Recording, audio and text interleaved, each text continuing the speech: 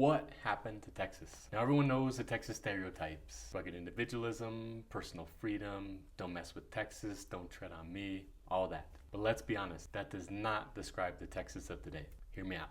Texas recently ranked second to last in personal freedom and 21st overall when looking at different measurements of freedom. Again, second to last in personal freedom and not even in the top third when looking at overall freedom. Now I don't know how Texas got here, but I do know that the last 8 years with Greg Abbott have not helped. There are policies being debated that directly affect the personal freedoms of people living in Texas, some of which have been taken away recently. Here are 3.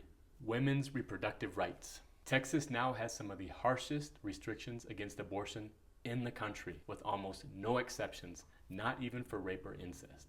The law even encourages Texans to report fellow Texans to law enforcement for monetary reward. The law is really bad. And if you're an 11 or 12-year-old rape victim whose life is already devastated, don't worry. Governor Abbott says he has some baby supplies for you. Marijuana. Texas is being left behind the rest of the country and is now completely surrounded by other states that do more to respect personal freedom while also generating massive tax revenues, just like we do with alcohol. So why does Texas insist on being last? Even Utah is more progressive on this. Utah. Book banning.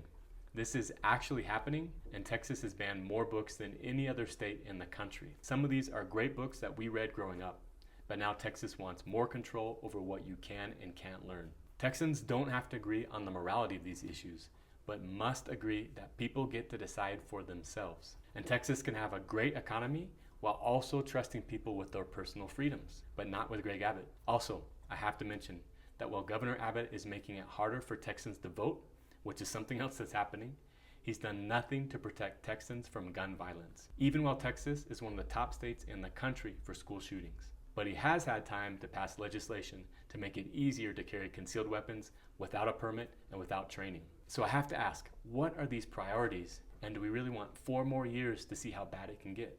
When questioned about the Uvalde shooting, where 21 elementary students and teachers were shot by an 18-year-old who purchased multiple assault weapons, his response was, quote, "It could have been worse." Come on, Texas, we can do better than that. With Beto, whose views and proposals support personal freedom while also trying to make it safer for Texans and their kids, it can be better. Beto is better for Texas. Now don't get me wrong, Texas is great, but it can be much better. Please, vote for Beto.